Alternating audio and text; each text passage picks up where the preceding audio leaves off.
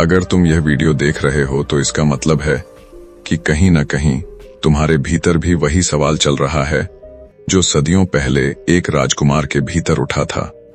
क्योंकि इंसान तभी रुककर सुनता है जब वह भीतर से थक चुका होता है, जब दुनिया को खुश करते करते वह खुद को भूल चुका होता है, और जब उसे यह एहसास होने लगता है कि जितना वह बाहर भाग रहा है उतना ही भीतर खाली होता जा रहा है। यही चैनल उसी खालीपन से शुरू होता है। लाइफ ऑफ बुडर विजडम कोई साधारण मोटिवेशन चैनल नहीं है। यह उन सच्चाइयों की जगह है जिन्हें लोग सुनना तो चाहते हैं लेकिन स्वीकार करने से डरते हैं। यहाँ हम तुम्हें यह नहीं बताएंगे कि दुनिया कैसे बदली जाए, यहाँ हम तुम्हें वह दिखाएंगे जिससे दुनिया अपने आप तुम्हारे सामने झुकने लगे। बुद्ध की कहानियां सिर्फ धर्म नहीं है, वे तुम्हारे रोज के संघर्षों का आईना है, तुम्हारे रिश्तों का, तुम्हारे डर का, तुम्हारी उम्मीदों का और उस बेचैनी का जिसे तुम नाम नहीं दे पाते। इस चैनल पर हर कहानी एक सवाल से शुरू होती है और एक झटके पर खत्म होती है, क्योंकि बुद्ध ने कभी आराम नहीं दिया। उन्होंने सिर्फ सच दिखाया और सच हमेशा पहले असहज करता है। अगर तुम्हें लगता है कि लोग तुम्हें समझते नहीं, अगर तुम्हें लगता है कि तुम सही होकर भी हार जाते हो, अगर तुम्हें लगता है कि तुम सबके लिए करते हो लेकिन अंत में अकेले रह जाते हो, तो यह चैनल तुम्हारे लिए है। लेकिन एक चेतावनी है, यहाँ की बातें तुम्हें अच्छा महसूस कराने के लिए नहीं बनाई जाती। यहाँ की बातें तुम्हें जगाने के लिए होती हैं। यहाँ हर वीडियो तुम्हारे भीतर चल रही लड़ाई से टकराएगा, और अगर तुम उस टकराव से भागे नहीं तो वही टकराव तुम्हारी ताकत बन जाएगा। बुद्ध ने कहा था, जो खुद को देख लेता है उसे दुनिया को जीतने की जरूरत नहीं रहती। और इसी एक वाक्य के चारों तरफ यह पूरा चैनल घूमता है। हर वीडियो में सस्पेंस होगा, क्योंकि तुम्हारी जिंदगी भी सस्पेंस से भरी है। तुम नहीं जानते अगला दुख कहां से आएगा, लेकिन तुम यह जरूर सीख सकते हो कि उससे टूटना कैसे बंद किया जाए। इस चैनल पर हम तुम्हें चिल्लाकर मोटिवेट नहीं करेंगे, हम तुम्हें चुप कराकर आईना दिखाएंगे, और वही आईना तुम्हें बताएगा कि समस्या दुनिया नहीं है, समस्या वह जगह है जहां तुम खुद से नजरें चुरा रहे हो। अगर तुम चाहते हो कि यह चैनल आगे भी ऐसे ही वीडियो लाता रहे जो तुम्हारे भीतर कुछ हिला दें, तो अभी इस वीडियो को लाइक करो, क्योंकि लाइक यह बताता है कि तुम सिर्फ देख नहीं रहे बल्कि महसूस भी कर रहे हो। इस वीडियो को शेयर करो उन लोगों के साथ जो बाहर से मजबूत दिखते हैं लेकिन भीतर से थके हुए हैं, और कमेंट में लिखो कि इस वक्त तुम्हारी सबसे बड़ी उलझन क्या है, क्योंकि हो सकता है अगला वीडियो उसी पर हो। और अगर तुम सच में यह जानना चाहते हो कि खुद पर ध्यान देने से दुनिया कैसे बदलती है, तो अभी इस चैनल को सब्सक्राइब कर लो, क्योंकि लाइफ ऑफ बुडर विजडम पर आने वाली हर कहानी तुम्हें धीरे। अगर तुम यह वीडियो देख रहे हो तो इसका मतलब है कि कहीं न कहीं तुम्हारे भीतर भी वही सवाल चल रहा है जो सदियों पहले एक राजकुमार के भीतर उठा था। क्योंकि इंसान तभी रुककर सुनता है जब वह भीतर से थक चुका होता है, जब दुनिया को खुश करते करते वह खुद को भूल चुका होता है, और जब उसे यह एहसास होने लगता है कि जितना वह बाहर भाग रहा है उतना ही भीतर खाली होता जा रहा है। यही चैनल उसी खालीपन से शुरू होता है। लाइफ ऑफ बुडर विजडम कोई साधारण मोटिवेशन चैनल नहीं है। यह उन सच्चाइयों की जगह है जिन्हें लोग सुनना तो चाहते हैं लेकिन स्वीकार करने से डरते हैं। यहाँ हम तुम्हें यह नहीं बताएंगे कि दुनिया कैसे बदली जाए, यहाँ हम तुम्हें वह दिखाएंगे जिससे दुनिया अपने आप तुम्हारे सामने झुकने लगे। बुद्ध की कहानियां सिर्फ धर्म नहीं है, वे तुम्हारे रोज के संघर्षों का आईना है, तुम्हारे रिश्तों का, तुम्हारे डर का, तुम्हारी उम्मीदों का और उस बेचैनी का जिसे तुम नाम नहीं दे पाते। इस चैनल पर हर कहानी एक सवाल से शुरू होती है और एक झटके पर खत्म होती है, क्योंकि बुद्ध ने कभी आराम नहीं दिया। उन्होंने सिर्फ सच दिखाया, और सच हमेशा पहले असहज करता है। अगर तुम्हें लगता है कि लोग तुम्हें समझते नहीं, अगर तुम्हें लगता है कि तुम सही होकर भी हार जाते हो, अगर तुम्हें लगता है कि तुम सबके लिए करते हो लेकिन अंत में अकेले रह जाते हो, तो यह चैनल तुम्हारे लिए है। लेकिन एक चेतावनी है, यहाँ की बातें तुम्हें अच्छा महसूस कराने के लिए नहीं बनाई जाती। यहाँ की बातें तुम्हें जगाने के लिए होती हैं। यहाँ हर वीडियो तुम्हारे भीतर चल रही लड़ाई से टकराएगा, और अगर तुम उस टकराव से भागे नहीं तो वही टकराव तुम्हारी ताकत बन जाएगा। बुद्ध ने कहा था, जो खुद को देख लेता है उसे दुनिया को जीतने की जरूरत नहीं रहती। और इसी एक वाक्य के चारों तरफ यह पूरा चैनल घूमता है। हर वीडियो में सस्पेंस होगा, क्योंकि तुम्हारी जिंदगी भी सस्पेंस से भरी है। तुम नहीं जानते अगला दुख कहां से आएगा, लेकिन तुम यह जरूर सीख सकते हो कि उससे टूटना कैसे बंद किया जाए। इस चैनल पर हम तुम्हें चिल्लाकर मोटिवेट नहीं करेंगे, हम तुम्हें चुप कराकर आईना दिखाएंगे, और वही आईना तुम्हें बताएगा कि समस्या दुनिया नहीं है, समस्या वह जगह है जहां तुम खुद से नजरें चुरा रहे हो।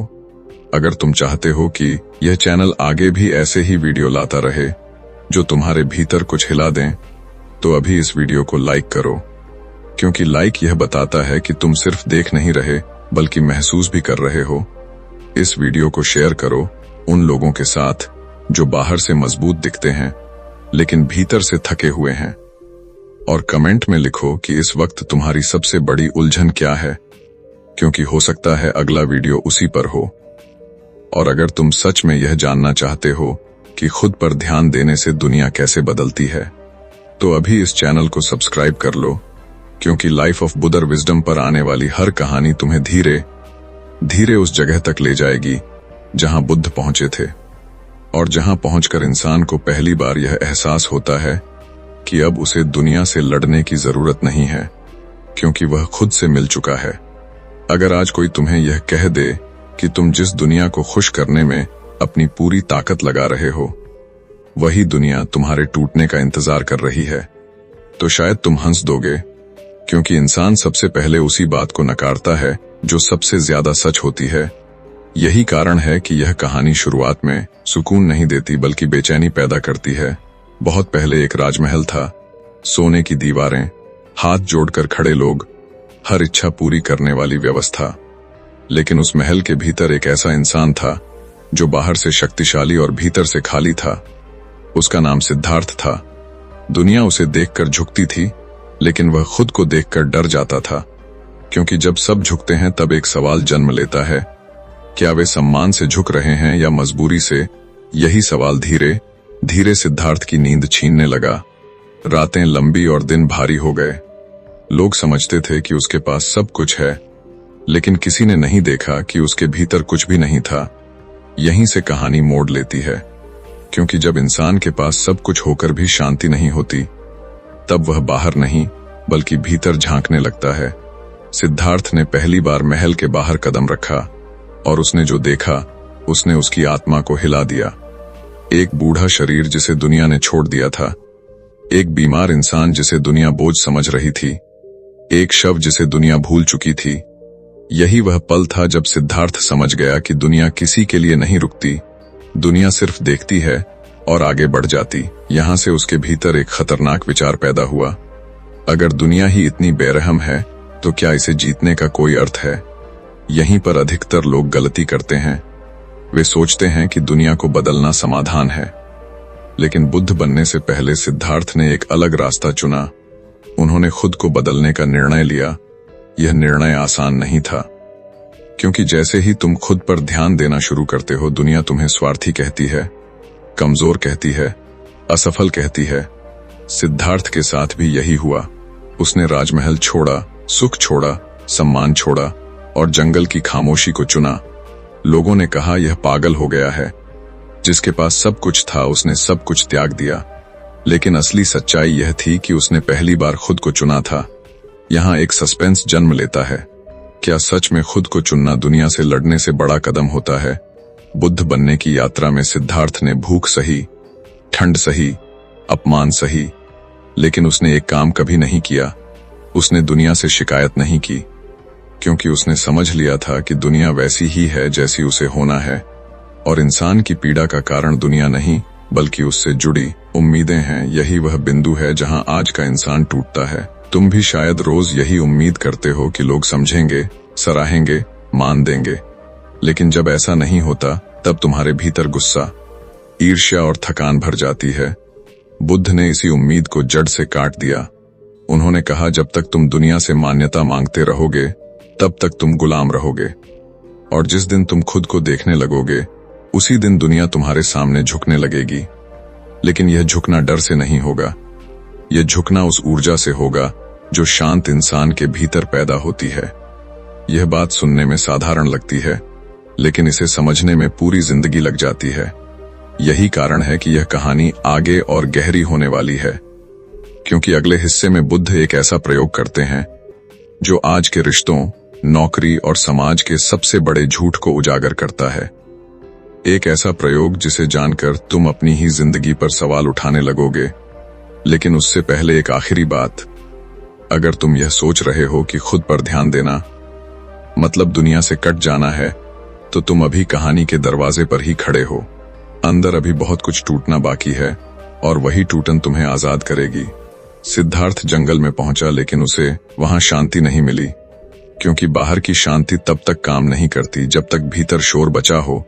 यह बात बहुत कम लोग समझते हैं। लोग जगह बदलते हैं, शहर बदलते हैं, रिश्ते बदलते हैं, लेकिन खुद से भागते रहते हैं। सिद्धार्थ ने भी यही महसूस किया। जंगल शांत था, लेकिन उसके भीतर सवाल चिल्ला रहे थे। क्यों मैं दुख देखकर हिल गया? क्यों मुझे मौत ने डराया? क्यों मैं सुख में रहते हुए भी खाली था? यही सवाल उसे सोने नहीं देते थे। यहीं से उसका सबसे खतरनाक प्रयोग शुरू हुआ। एक ऐसा प्रयोग जो आज का इंसान करने से डरता है। उसने खुद को पूरी तरह अकेला कर लिया। कोई सहारा नहीं, कोई पहचान नहीं, कोई नाम नहीं। यहां तक कि उसने यह भी छोड़ दिया कि वह कभी राजकुमार था, क्योंकि बुद्ध बनने की पहली शर्त यही थी कि पुरानी पहचान को मारना पड़े। आज तुम भी यही गलती करते हो। तुम अपनी पहचान से चिपके रहते हो। नौकरी, पैसा, रिश्ते, सम्मान, और फिर कहते हो कि मैं परेशान क्यों हूं। सिद्धार्थ ने यह सब एक एक करके छोड़ा, लेकिन यहां कहानी अचानक मोड़ लेती है। क्योंकि उसने खुद पर ध्यान देना शुरू किया, तो भीतर एक अजीब डर पैदा हुआ। एक ऐसा डर जो बाहर की दुनिया से नहीं बल्कि खुद से था। जब इंसान पहली बार खुद को बिना नकाब देखता है, तब उसे अपनी कमजोरी दिखती है, अपनी लालच, अपनी ईर्ष्या, अपना अहंकार। और यही वो पल होता है जहां ज्यादातर लोग वापस भाग जाते हैं। वे कहते हैं यह सब फालतू है, हमें दुनिया में ही रहना है। लेकिन सिद्धार्थ रुका। उसने खुद से भागने के बजाय खुद को देखा। दिन बीतते गए, भूख ने शरीर तोड़ दिया, लेकिन मन अब भी सवाल कर रहा था। अगर खुद पर ध्यान ही समाधान है, तो दर्द क्यों बढ़ रहा है? यहीं पर बुद्ध की कहानी का सबसे बड़ा झूठ सामने आता है, जिसे कोई यूट्यूब चैनल नहीं बताता। खुद पर ध्यान देना शुरुआत में शांति नहीं देता, ये पहले तुम्हें तोड़ता है। क्योंकि जब तुम दूसरों पर ध्यान देते हो, तब तुम अपनी सच्चाई छुपा सकते हो। लेकिन जब ध्यान खुद पर आता है, तब कोई बचाव नहीं रहता। यही कारण है कि आज लोग ध्यान, मेडिटेशन, खामोशी से डरते हैं। उन्हें लगता है कि व्यस्त रहना सुरक्षित है। सिद्धार्थ ने इस डर को भी देखा। उसने महसूस किया कि उसका मन बार बार दुनिया की तरफ भागना चाहता है, कभी पुराने सुख की याद, कभी भविष्य की चिंता। लेकिन उसने खुद को एक नियम दिया, जहां भी मन भागेगा मैं वहीं रुकूंगा। यही नियम आगे चलकर उसकी ताकत बना। धीरे धीरे उसके भीतर एक अजीब बदलाव आया। दुख अब वैसा नहीं चुभता था।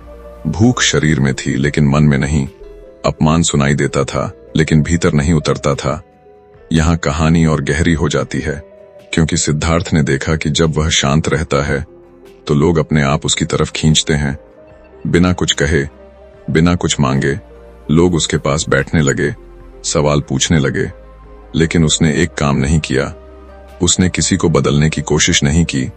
यही सबसे बड़ा फर्क था। आज तुम लोगों को समझाना चाहते हो, कंट्रोल करना चाहते हो, सही साबित करना चाहते हो, इसलिए थक जाते हो। सिद्धार्थ ने बस खुद को देखा, और यही देखने की प्रक्रिया ने उसके भीतर ऐसी स्थिरता पैदा की कि दुनिया अपने आप झुकने लगी। लेकिन यह झुकना सम्मान से था, डर से नहीं। यहीं पर एक और सस्पेंस पैदा होता है। अगर यह रास्ता इतना शक्तिशाली है, तो हर कोई इसे क्यों नहीं अपनाता? इसका जवाब अगले हिस्से में छुपा है, क्योंकि भाग 3 में बुद्ध एक ऐसा वाक्य बोलते हैं जिसे सुनकर उनके अपने शिष्य भी डर गए थे। एक ऐसा वाक्य जो आज के रिश्तों को तोड़ सकता है या बचा सकता है। यह इस बात पर निर्भर करता है कि तुम उसे समझते हो या नहीं। और अगर तुम यहां तक रुके हो, तो इसका मतलब है कि यह कहानी तुम्हारे भीतर कुछ हिला रही है। अभी खेल शुरू हुआ है, असली टकराव आगे है। जब सिद्धार्थ के चारों तरफ लोग इकट्ठा होने लगे, तब उसे पहली बार एहसास हुआ कि दुनिया शोर से नहीं बल्कि स्थिरता से आकर्षित होती है। यह वही पल था जहां आज का इंसान फिसल जाता है, क्योंकि जैसे ही ध्यान मिलने लगता है, अहंकार सिर उठाने लगता है। लेकिन सिद्धार्थ ने कुछ अलग किया। उसने उस ध्यान को भी देखने का विषय बना लिया। वह यह देखने लगा कि लोग क्यों आ रहे हैं। क्या वे सत्य खोज रहे हैं या सहारा? क्या वे समझना चाहते हैं या बस दर्द से भागना? यहीं पर उसने एक बात महसूस की, अधिकतर लोग खुद पर ध्यान नहीं देना चाहते। वे चाहते हैं कोई और उन्हें दिशा दे, और यही निर्भरता इंसान को कमजोर बनाती है। एक दिन उसके पास एक शिष्य आया और बोला, आप जैसे शांत इंसान को देखकर हमें लगता है कि अब हमारा जीवन बदल जाएगा। यह सुनकर सिद्धार्थ मुस्कुराया, लेकिन उसके भीतर एक गंभीर चेतावनी जाग गई, क्योंकि उसने देखा कि लोग फिर वही गलती कर रहे हैं। वे बाहर किसी को पकड़कर भीतर की जिम्मेदारी छोड़ देना चाहते हैं। यहीं पर सिद्धार्थ ने वह वाक्य कहा जिसने सबको चुप करा दिया। उसने कहा, मैं तुम्हें रास्ता नहीं दूंगा, मैं तुम्हें सहारा नहीं दूंगा, मैं तुम्हें बदलूंगा भी नहीं। अगर तुम्हें शांति चाहिए तो खुद को देखो, क्योंकि जब तक तुम खुद को नहीं देखते, तब तक कोई बुद्ध भी तुम्हें नहीं बचा सकता। यह वाक्य सुनकर कई लोग निराश होकर चले गए। उन्हें लगा कि यह इंसान कठोर है, निष्ठुर है, लेकिन सच यह था कि वह उन्हें आजाद करना चाहता था। आज भी यही होता है। तुम चाहते हो कोई तुम्हें समझ ले, कोई तुम्हें संभाल ले, कोई तुम्हारे जीवन को आसान बना दे। लेकिन बुद्ध का रास्ता उल्टा था। वह कहता था, जब तक तुम अपने भीतर झांकने की हिम्मत नहीं करोगे, तब तक दुनिया तुम्हें घुमाती रहेगी। यहाँ कहानी और गहरी हो जाती है, क्योंकि सिद्धार्थ ने महसूस किया कि सबसे बड़ा दुख बाहरी नहीं बल्कि अंदरूनी होता है। बाहर कोई तुम्हें अपमानित करे या न करे, यह बात की बात है। असली चोट तब लगती है जब तुम खुद को कम समझने लगते हो, और यही वह जगह है जहां खुद पर ध्यान सबसे ज्यादा जरूरी हो जाता है। लेकिन यह ध्यान आईने जैसा होता है। यह तुम्हें अच्छा भी दिखाता है और भयानक भी, इसलिए अधिकतर लोग इससे भागते हैं। सिद्धार्थ ने अपने भीतर देखा कि कहीं न कहीं वह भी सम्मान चाहता है। वह भी चाहता है कि लोग उसकी बात माने, और यही पहचान उसने काट दी। उसने तय किया कि अगर लोग सुने तो ठीक, न सुने तो भी ठीक।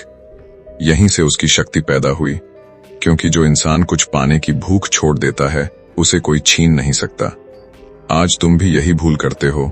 तुम हर रिश्ते में, हर काम में कुछ न कुछ पाने की उम्मीद रखते हो, प्यार, सम्मान, सुरक्षा, और जब वह नहीं मिलता तो तुम टूट जाते हो। बुद्ध ने कहा, टूटने का कारण दुनिया नहीं, तुम्हारी अपेक्षा है। इस सच्चाई को स्वीकार करना आसान नहीं है, इसलिए यह कहानी हर किसी को पसंद नहीं आती। एक दिन किसी ने सिद्धार्थ से पूछा, अगर हम खुद पर ही ध्यान देंगे तो समाज कैसे चलेगा? दूसरों की जिम्मेदारी कौन उठाएगा? सिद्धार्थ ने बहुत शांत स्वर में कहा, जो खुद को संभाल लेता है वही दूसरों के लिए सबसे सुरक्षित होता है। जो खुद से लड़ रहा है वह किसी को शांति नहीं दे सकता। यह बात सुनने में साधारण है, लेकिन इसका असर खतरनाक है, क्योंकि अगर तुम इसे मान लो तो तुम्हें अपनी पूरी जिंदगी की दिशा बदलनी पड़ेगी। तुम्हें लोगों को खुश करने की दौड़ छोड़नी पड़ेगी, तुम्हें सही साबित होने की बीमारी छोड़नी पड़ेगी। यहीं पर अधिकतर लोग डर जाते हैं। वे कहते हैं यह संभव नहीं है, दुनिया ऐसी नहीं है। लेकिन बुद्ध ने कभी दुनिया को दोष नहीं दिया। उन्होंने कहा, दुनिया जैसी है वैसी ही रहेगी। प्रश्न यह है कि तुम कैसे रहोगे। यहीं से कहानी का सस्पेंस और बढ़ जाता है, क्योंकि भाग 4 में एक ऐसा दृश्य आता है जहां सिद्धार्थ के सामने वही दुनिया आती है जिसने उसे कभी दर्द दिया था, सम्मान, सुख और शक्ति के साथ। और वहां एक फैसला लिया जाता है, एक ऐसा फैसला जो तुम्हारे जीवन के सबसे बड़े भ्रम को तोड़ देगा। अगर तुम यहां तक रुके हो तो समझ लो, यह कहानी अब तुम्हारी अपनी बन चुकी है, क्योंकि आगे जो आने वाला है वह तुम्हारे रोज के संघर्षों से सीधा टकराने वाला है। कई साल बीत चुके थे और सिद्धार्थ अब वही इंसान नहीं रहा था जो कभी राजमहल से भागा था। उसका शरीर शांत था, लेकिन उससे भी ज्यादा उसका मन स्थिर हो चुका था। यही वह अवस्था थी जहां ज्यादातर लोग सोचते हैं कि अब सब कुछ खत्म हो गया, अब कोई संघर्ष नहीं, कोई परीक्षा नहीं, लेकिन यहीं पर जीवन कि सबसे खतरनाक चाल शुरू होती है, क्योंकि जब इंसान भीतर से मजबूत होने लगता है तब दुनिया आखिरी बार उसे रोकने आती है। एक दिन अचानक वही लोग सामने आए जो कभी उसके सामने सिर झुकाते थे। राजमहल के दूत, सुनहरे वस्त्र, सम्मान भरे शब्द। उन्होंने कहा, वापस चलिए, सब कुछ आपका इंतजार कर रहा है। शक्ति, सुख, सम्मान, सुरक्षा, सब कुछ। यह वही प्रस्ताव था जिसे दुनिया हर उस इंसान के सामने रखती है जो खुद पर ध्यान देना शुरू करता है, क्योंकि दुनिया को डर होता है कि अगर यह इंसान लौट आया तो यह सब भूल जाएगा, लेकिन अगर यह ठहर गया तो यह आजाद हो जाएगा। यहीं पर सिद्धार्थ के भीतर एक बहुत पुरानी आवाज उठी, वही आवाज जो कहती थी कि शायद यह सब छोड़कर गलती कर दी, शायद सुख में रहकर भी भीतर को समझा जा सकता था। यही वह पल होता है जहां आज का इंसान टूट जाता है, क्योंकि जब पुराना आराम वापस बुलाता है तब नया रास्ता डरावना लगने लगता है। सिद्धार्थ चुप रहा। उसने बाहर की आवाजों पर नहीं बल्कि भीतर की हलचल पर ध्यान दिया। उसने देखा कि यह प्रस्ताव शांति से नहीं बल्कि डर से आया है, डर कि कहीं वह दुनिया की जरूरत न रह जाए। यहीं पर बुद्ध की सबसे अनोखी सीख जन्म लेती है। दुनिया तुम्हें तभी तक बुलाती है जब तक उसे लगता है कि तुम उसके बिना अधूरे हो। जिस दिन तुम पूरे हो जाते हो उसी दिन दुनिया तुम्हें वापस खींचने की कोशिश करती है। यहां सिद्धार्थ ने कोई उपदेश नहीं दिया, कोई भाषण नहीं दिया। उसने बस इतना कहा, अगर सब कुछ पाकर भी मैं बेचैन रहूं तो वह सब कुछ किस काम का। यह वाक्य सुनकर दूत चुप हो गए, क्योंकि उनके पास कोई जवाब नहीं था। आज भी यही होता है। तुमसे कहा जाता है कि पैसा आ जाए तो शांति मिलेगी, रिश्ता मिल जाए तो जीवन पूरा होगा, सम्मान मिल जाए तो सब ठीक हो जाएगा। लेकिन बुद्ध ने यह झूठ देख लिया था। उन्होंने समझ लिया था कि बाहर का जोड़ भीतर के खालीपन को नहीं भर सकता। यहीं पर कहानी और गहरी हो जाती है, क्योंकि सिद्धार्थ ने देखा कि उसका मन अब भी हल्का सा डगमगा रहा है, और उसने यह भी स्वीकार किया। यही सबसे बड़ी ईमानदारी थी।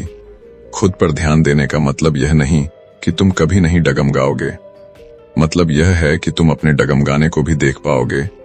यहीं पर अधिकतर लोग भ्रम में रहते हैं। वे सोचते हैं कि आध्यात्मिक इंसान को कोई लालच नहीं होता, कोई डर नहीं होता, लेकिन सच्चाई यह है कि फर्क सिर्फ इतना होता है कि वह डर से भागता नहीं, वह उसे देखता है, समझता है और फिर छोड़ देता है। सिद्धार्थ ने भी यही किया। उसने उस प्रस्ताव को देखा, उसमें छुपे अहंकार को देखा और फिर उसे जाने दिया। उस दिन पहली बार उसने महसूस किया कि दुनिया सच में उसके सामने झुक गई है। लेकिन यह झुकना किसी राजा के सामने नहीं था, यह झुकना उस इंसान के सामने था जिसे कुछ भी चाहिए नहीं था। यही वह बिंदु है जहां यह कहानी तुम्हारी जिंदगी से सीधे जुड़ती है। तुम जितना ज्यादा मांगते हो उतना कम पाते हो, और जितना कम मांगते हो उतने ज्यादा मजबूत होते हो। लेकिन यह बात स्वीकार करना आसान नहीं है, क्योंकि इसका मतलब है कि तुम्हें अपने डर, अपनी लालच, अपनी तुलना को छोड़ना पड़ेगा, और यही छोड़ना सबसे मुश्किल काम है। यहीं पर कहानी एक और मोड़ लेती है, क्योंकि भाग 5 में एक ऐसा इंसान आता है जो सिद्धार्थ की शांति से चिढ़ जाता है, जो उसे चुनौती देता है और जो वही सवाल पूछता है जो शायद तुम्हारे मन में भी है। अगर खुद पर ध्यान ही सब कुछ है तो दुनिया में संघर्ष क्यों है, दुख क्यों है, अन्याय क्यों है? और यही सवाल कहानी को एक नए स्तर पर ले जाएगा। अगर तुम यहां तक रुके हो तो समझ लो अब यह सिर्फ कहानी नहीं रही, यह तुम्हारी सोच की परीक्षा बन चुकी है। जिस दिन सिद्धार्थ ने दुनिया के प्रस्ताव को ठुकराया, उसी दिन एक और तरह की परीक्षा उसके सामने आई। यह परीक्षा सोने और सम्मान की नहीं थी, बल्कि सवालों की थी। एक ऐसा इंसान उसके सामने आया जिसकी आंखों में शांति नहीं बल्कि आग थी। उसने सिद्धार्थ को देखा और बिना झुके, बिना सम्मान दिए सीधे पूछा, अगर खुद पर ध्यान ही सब कुछ है तो दुनिया में इतना अन्याय क्यों है? गरीब क्यों रोते हैं? कमजोर क्यों कुचले जाते हैं? और अगर तुम इतने शांत हो तो यह सब देखकर चुप क्यों बैठे हो? यह सवाल सुनकर आसपास बैठे लोग भी बेचैन हो गए, क्योंकि यही सवाल हर उस इंसान के भीतर होता है जो थोड़ी भी समझ रखता है। आज तुम भी यही पूछते हो, अगर ध्यान सही है तो गलत लोग आगे कैसे बढ़ जाते हैं? अगर शांति सही है तो चालाक लोग जीत कैसे जाते हैं? यही वह पल था जहां सिद्धार्थ कोई आसान जवाब नहीं दे सकता था, क्योंकि आसान जवाब झूठ होते हैं उसने उस इंसान की आंखों में देखा और बहुत धीरे कहा, तुम दुनिया को देख रहे हो लेकिन खुद को नहीं, यही तुम्हारी पीड़ा है। यह सुनकर वह इंसान और भड़क गया। उसने कहा, यह तो बचने का तरीका हुआ। अगर सब लोग खुद में ही लगे रहें तो अन्याय कौन रोकेगा। यहीं पर कहानी और खतरनाक हो जाती है, क्योंकि सिद्धार्थ ने जो कहा वह ज्यादातर लोगों को असहज कर देता है। उसने कहा, जो खुद के भीतर अराजक है वह बाहर न्याय नहीं ला सकता, और जो खुद से लड़ रहा है वह किसी और को नहीं बचा सकता। यह वाक्य सुनने में कठोर है, लेकिन सच यही है। आज दुनिया में जितने भी झगड़े हैं वे सही और गलत के नहीं हैं, वे भीतर की अशांति के हैं। लोग बाहर लड़ते हैं क्योंकि भीतर हार चुके होते हैं। सिद्धार्थ ने देखा कि उस इंसान का गुस्सा दुनिया के लिए नहीं बल्कि खुद की बेबसी के लिए है, और यही पहचान सबसे मुश्किल होती है, क्योंकि इंसान अपने दर्द को आदर्शों के पीछे छुपा लेता है। वह कहता है मैं समाज के लिए लड़ रहा हूं, लेकिन असल में वह खुद से भाग रहा होता है। यहीं पर बुद्ध की सबसे अनसुनी सीख सामने आती है। खुद पर ध्यान देना पलायन नहीं है, यह तैयारी है। जब तक तुम खुद को नहीं समझोगे तब तक तुम्हारी हर लड़ाई जहर बन जाएगी। यह सुनकर कई लोग उठकर चले गए। उन्हें लगा यह इंसान जिम्मेदारी से भाग रहा है, लेकिन जो रुके वे भीतर से हिल चुके थे, क्योंकि यह बात उनके रोज के अनुभव से टकरा रही थी। तुम भी शायद यही महसूस करते हो कि जितना ज्यादा तुम दूसरों के लिए करते हो उतना ही थक जाते हो, उतना ही गुस्सा बढ़ता है, और अंत में वही गुस्सा उन्हीं पर निकलता है जिन्हें तुम बचाना चाहते थे। सिद्धार्थ ने यही देखा था, इसलिए उसने कहा, पहले भीतर की आग बुझाओ, फिर बाहर का अंधेरा अपने आप कम होगा। यह कोई नैतिक उपदेश नहीं था, बल्कि एक व्यावहारिक सच्चाई थी। यहीं पर उस इंसान ने आखिरी सवाल किया, अगर सब कुछ भीतर ही है तो फिर दुनिया क्यों मायने रखती है। सिद्धार्थ ने कहा, दुनिया आईना है, तुम जैसे हो वह वैसी दिखेगी। तुम शांत हो तो दुनिया चुनौती लगेगी, लेकिन दुश्मन नहीं। तुम अशांत हो तो दुनिया हर पल हमला करती लगेगी। यह सुनकर उस इंसान की आवाज धीमी पड़ गई, क्योंकि उसने पहली बार महसूस किया कि उसका संघर्ष बाहर से ज्यादा भीतर है। यही वह क्षण था जहां सिद्धार्थ की बात असर करने लगी। लेकिन कहानी यहां खत्म नहीं होती, क्योंकि यहीं से एक नया खतरा जन्म लेता है। जब इंसान समझने लगता है तो उसका अहंकार नए रूप में लौटता है। आध्यात्मिक अहंकार, यह सोच कि मैं समझदार हूं और बाकी अंधे हैं, और यही अहंकार बुद्ध की सबसे बड़ी परीक्षा बनने वाला था, क्योंकि भाग 6 में सिद्धार्थ को पहली बार यह महसूस होता है कि शांति भी नशा बन सकती है, और अगर वह सावधान नहीं रहा तो वही शांति उसे गिरा सकती है।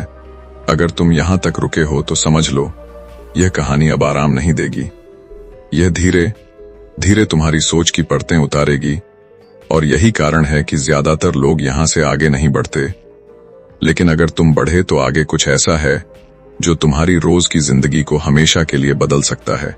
जिस दिन सिद्धार्थ ने भीतर की आग और बाहर की लड़ाई का अंतर समझाया, उसी दिन उसके चारों तरफ एक नई तरह की खामोशी फैल गई। यह खामोशी सम्मान की नहीं थी बल्कि सोच की थी।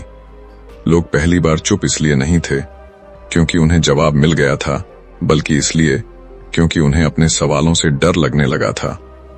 यहीं से बुद्ध की सबसे सूक्ष्म और सबसे खतरनाक परीक्षा शुरू होती है, जब इंसान को लगता है कि अब वह समझ गया है, क्योंकि समझ का यही भ्रम सबसे गहरा जाल होता है। सिद्धार्थ ने देखा कि लोग अब उसे अलग नजर से देखने लगे हैं।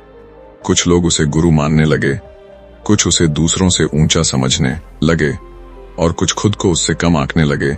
यही वह जगह थी जहां शांति भी नशा बन सकती थी, क्योंकि जब लोग तुम्हें ऊंचा रखने लगते हैं तो तुम्हारे भीतर बहुत धीरे से अहंकार जन्म लेता है। आज भी यही होता है। जब तुम थोड़े शांत हो जाते हो, थोड़े समझदार दिखने लगते हो, तो लोग तुम्हें अलग ट्रीट करने लगते हैं, और वही अलगाव तुम्हें भीतर से अलग करने लगता है। सिद्धार्थ ने यह खतरा तुरंत पहचान लिया। उसने देखा कि उसके भीतर एक हल्की सी संतुष्टि आ रही है, एक ऐसा भाव कि मैं उनसे अलग हूं। और जैसे ही उसने इसे देखा, उसने खुद को चेताया, क्योंकि बुद्ध बनने से पहले आखिरी दुश्मन यही होता है, सूक्ष्म अहंकार। यह अहंकार शोर नहीं करता, यह चुपचाप तुम्हें श्रेष्ठ होने का एहसास देता है, और यही एहसास इंसान को फिर से गिरा देता है। यहीं पर सिद्धार्थ ने एक ऐसा निर्णय लिया जो बहुत कम लोग लेते हैं। उसने लोगों की प्रशंसा से दूरी बनानी शुरू कर दी। जहां लोग उसे ऊंचा रखने की कोशिश करते वह वहां से हट जाता, जहां लोग उसे केंद्र बनाने लगते वह चुप हो जाता, क्योंकि उसने समझ लिया था कि खुद पर ध्यान का मतलब खुद को भी पकड़ में न आने देना है। आज तुम यही भूल करते हो। तुम पुराने अहंकार को छोड़ देते हो, लेकिन नया अहंकार बना लेते हो। पहले तुम पैसे पर घमंड करते थे, अब समझ पर करने लगते हो। पहले तुम ताकत पर टिके थे, अब नैतिकता पर टिक जाते हो। लेकिन टिकना ही समस्या है। सिद्धार्थ ने किसी भी पहचान पर टिकने से इनकार कर दिया। यहीं पर उसके भीतर एक गहरी स्वतंत्रता पैदा हुई, एक ऐसी स्वतंत्रता जहां न प्रशंसा का बोझ था, आलोचना का डर। यह अवस्था बाहर से साधारण लगती है, लेकिन भीतर से बेहद स्थिर होती है। और यही स्थिरता दुनिया को झुकाती है, लेकिन दुनिया इसे समझ नहीं पाती। दुनिया सोचती है कि यह इंसान उदासीन है, ठंडा है, अलग है, लेकिन असल में वह जुड़ा होता है बिना उलझे। यहीं पर कहानी और गहरी होती है, क्योंकि सिद्धार्थ ने महसूस किया कि जब वह किसी से कुछ नहीं चाहता, तब लोग उससे सब कुछ बांटना चाहते हैं। जब वह किसी को बदलना नहीं चाहता, तब लोग खुद बदलने लगते हैं। यही वह रहस्य है जिसे लोग सुनते तो हैं, लेकिन अपनाने से डरते हैं, क्योंकि इसका मतलब है कि तुम्हें नियंत्रण छोड़ना पड़ेगा। और नियंत्रण छोड़ना इंसान के लिए सबसे डरावनी चीज है। तुम रिश्तों को कंट्रोल करना चाहते हो, परिस्थितियों को कंट्रोल करना चाहते हो, भविष्य को कंट्रोल करना चाहते हो, लेकिन बुद्ध ने कहा, जो खुद को देख रहा है उसे किसी को कंट्रोल करने की जरूरत नहीं होती। यहीं पर एक और सस्पेंस पैदा होता है। अगर सब कुछ छोड़ देना ही समाधान है, तो प्रयास का क्या अर्थ है, मेहनत का क्या मतलब है? और यही सवाल अगले हिस्से को जन्म देता है, क्योंकि भाग 7 में सिद्धार्थ एक ऐसी स्थिति में फंसता है जहां उसे चुनना पड़ता है, खामोशी या करुणा, अकेलापन या हस्तक्षेप। और यह चुनाव आज के इंसान के लिए सबसे प्रासंगिक है, क्योंकि यही वह जगह है जहां तुम रोज अटकते हो, क्या चुप रहूं या बोलूं, क्या छोड़ दूं या लड़ूं। और यही दुविधा आगे कहानी को एक नए मोड़ पर ले जाएगी। अगर तुम यहां तक रुके हो तो समझ लो, अब यह सिर्फ बुद्ध की कहानी नहीं रही, यह तुम्हारे रोज के निर्णयों की कहानी बन चुकी है। अब सिद्धार्थ उस अवस्था में पहुंच चुका था जहां लोग उसे देखकर यह नहीं समझ पाते थे कि वह उनसे दूर है या उनके बहुत पास।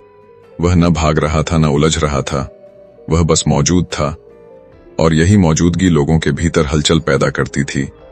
लेकिन इसी मौजूदगी के बीच एक दिन उसने एक ऐसा दृश्य देखा जिसने उसकी करुणा और उसकी खामोशी को आमने सामने खड़ा कर दिया। एक गांव में दो लोग एक ही कारण से लड़ रहे थे। दोनों खुद को सही मान रहे थे, दोनों दूसरे को दोषी ठहरा रहे थे, और दोनों के चेहरे पर वही गुस्सा था जो कभी सिद्धार्थ के भीतर भी रहा था। लोगों ने उसे देखा और तुरंत कहा, आप बोलिए, आप सही और गलत तय कीजिए। यहीं पर सबसे कठिन क्षण आया, क्योंकि अगर वह बोलता तो वह निर्णायक बन जाता, और अगर चुप रहता तो लोग उसे बेरहम कहते। आज तुम भी इसी जगह फंसे रहते हो।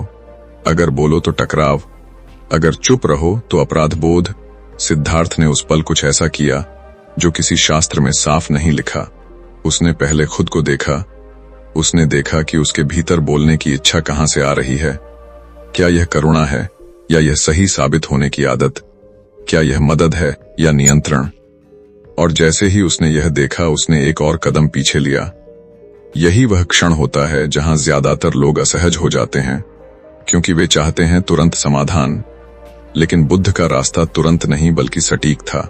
उसने दोनों को पास बुलाया और उनसे कुछ भी कहने से पहले यह पूछा, तुम्हें लड़ाई से क्या मिलेगा? यह सवाल सुनकर दोनों चुप हो गए, क्योंकि उन्होंने कभी इस पर सोचा ही नहीं था। वे बस जीतना चाहते थे। यहीं पर सिद्धार्थ ने वह बात कही जो आज के समय में सबसे ज्यादा गलत समझी जाती है। उसने कहा, जब तुम खुद से जुड़े नहीं होते तब हर लड़ाई जरूरी लगती है, और जब तुम खुद को देखने लगते हो तब ज्यादातर लड़ाइयां गिर जाती हैं। यह सुनकर कुछ लोग नाराज हो गए। उन्हें लगा यह आदमी समस्या से भाग रहा है, लेकिन सच यह था कि वह समस्या की जड़ पर हाथ रख रहा था। यहीं पर एक और सच्चाई सामने आती है। खुद पर ध्यान देना तुम्हें निष्क्रिय नहीं बनाता, यह तुम्हें अनावश्यक हस्तक्षेप से बचाता है। आज तुम हर जगह कुछ न कुछ कहना चाहते हो, हर मुद्दे पर राय देना चाहते हो, हर बहस में जीतना चाहते हो, और यही तुम्हें थका देता है। सिद्धार्थ ने देखा कि जब वह बिना पक्ष लिए सच बोलता है तब लोग पहले चिढ़ते हैं लेकिन बाद में सोचते हैं, और वही सोच बदलाव की शुरुआत बनती है। उसने किसी को दोषी नहीं ठहराया, उसने किसी को सही नहीं कहा, उसने बस इतना दिखाया कि दोनों एक ही दर्द से चल रहे हैं। यहीं पर वह लड़ाई धीरे धीरे ढीली पड़ गई। लोगों को समझ नहीं आया कि यह कैसे हुआ, क्योंकि दुनिया को शोर में समाधान ढूंढने की आदत है, खामोशी में नहीं। लेकिन बुद्ध की खामोशी खाली नहीं थी, वह देखने से भरी थी। यही देखने की क्षमता इंसान को प्रभावशाली बनाती है, और यही प्रभाव दुनिया को झुकाता है, डर से नहीं बल्कि स्पष्टता से। यहाँ कहानी एक और गहराई पकड़ती है, क्योंकि सिद्धार्थ ने महसूस किया कि हर जगह बोलना भी अहंकार हो सकता है, और हर जगह चुप रहना भी। सवाल यह नहीं है कि तुम बोलते हो या नहीं, सवाल यह है कि तुम कहां से बोलते हो। अगर भीतर से स्पष्टता है तो शब्द कम होंगे लेकिन असर गहरा होगा, और अगर भीतर भ्रम है तो शब्द ज्यादा होंगे लेकिन परिणाम होगा। आज तुम भी यही महसूस करते हो। जितना ज्यादा समझाने की कोशिश करते हो उतना ही लोग दूर होते जाते हैं, लेकिन जब तुम खुद में स्थिर होते हो तो बिना बोले भी लोग सुनने लगते हैं। यहीं पर सिद्धार्थ ने यह जाना कि करुणा और खामोशी एक दूसरे के विरोधी नहीं हैं, वे एक ही ऊर्जा के दो रूप हैं। और यही समझ उसे उस अंतिम मोड़ के करीब ले जाती है जहां बुद्धत्व जन्म लेने वाला था। लेकिन उससे पहले एक आखिरी भ्रम तोड़ना बाकी था। यह भ्रम कि खुद पर ध्यान देना मतलब दुनिया से अलग हो जाना, क्योंकि भाग 8 में सिद्धार्थ को एक ऐसा अनुभव होता है जहां वह पूरी तरह अकेला होते हुए भी सब से जुड़ा हुआ महसूस करता है, और वही अनुभव इस पूरी कहानी की रीढ़ बन जाता है। अगर तुम यहां तक रुके हो तो समझ लो, अब तुम सिर्फ सुन नहीं रहे, तुम भीतर कुछ महसूस कर रहे हो, और यही महसूस करना अगले हिस्से को और भी ज्यादा असरदार बना देगा। उस रात सिद्धार्थ बिल्कुल अकेला था। कोई शिष्य नहीं, कोई प्रशंसा नहीं, कोई सवाल नहीं, और सबसे ज्यादा डराने वाली बात यह थी कि अब उसके पास भागने के लिए कुछ भी नहीं बचा था। दिनों से लोग उसके चारों ओर थे, कभी सम्मान के साथ, कभी उम्मीद के साथ, कभी सहारे की चाह में, लेकिन उस रात पहली बार वह सिर्फ अपने साथ था। और यही वह स्थिति होती है जहां इंसान खुद से सच में मिलता है या हमेशा के लिए खुद से भाग जाता है। आज तुम भी इसी डर से भागते हो। तुम अकेले होते ही मोबाइल उठाते हो, शोर ढूंढते हो, किसी न किसी तरह खुद को व्यस्त रखते हो, क्योंकि खामोशी में तुम्हारे सवाल ज्यादा साफ सुनाई देते हैं।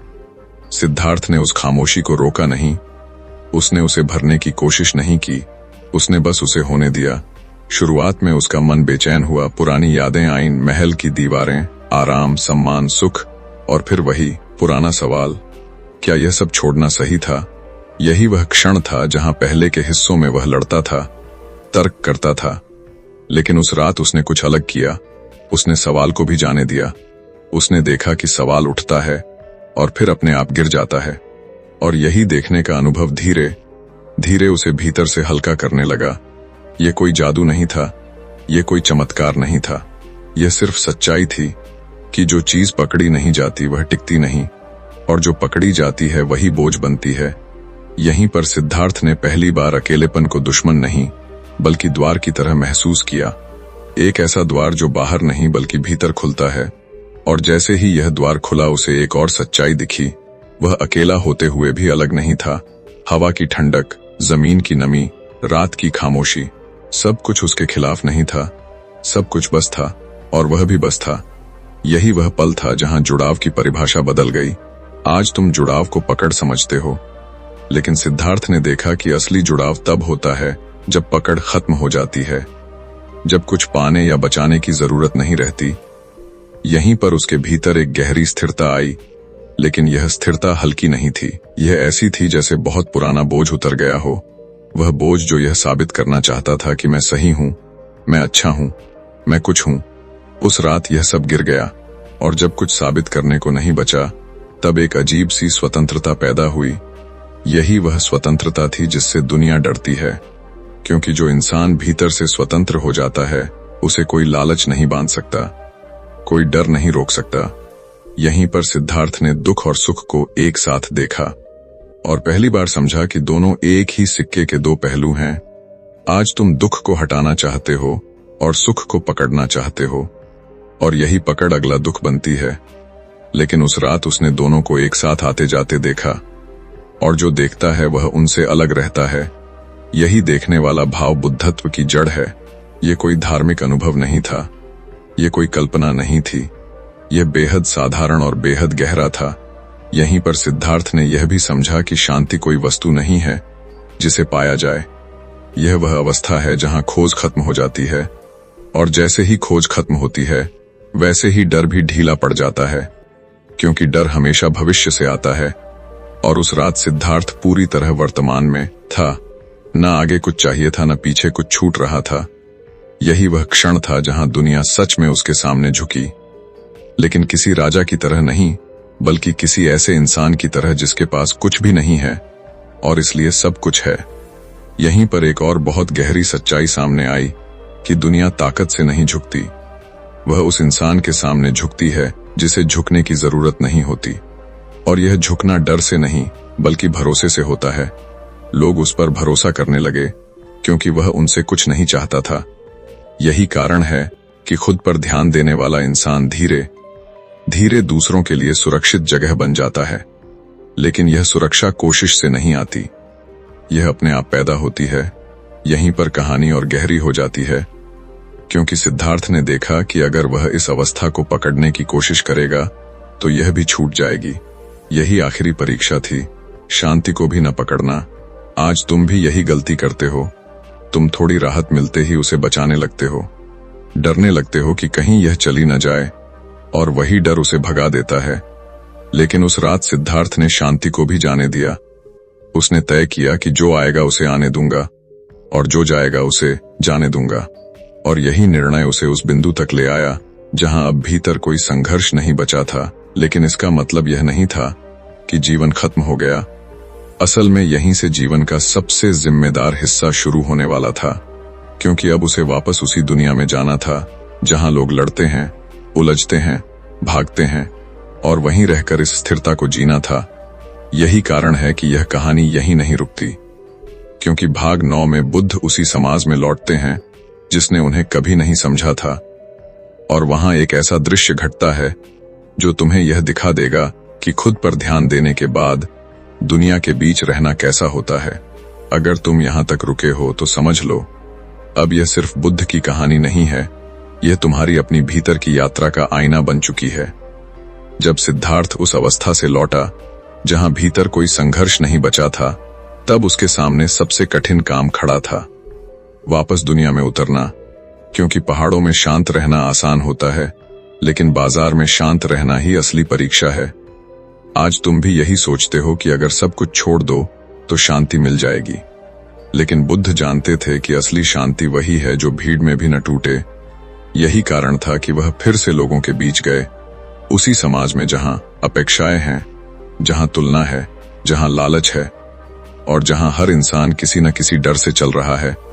जब लोग उन्हें वापस देखते हैं तो उन्हें पुराना सिद्धार्थ नहीं दिखता, उन्हें कोई अलग वस्त्र या चमत्कार नहीं दिखता, उन्हें बस एक साधारण सा इंसान दिखता है जिसकी आंखों में जल्दबाजी नहीं थी।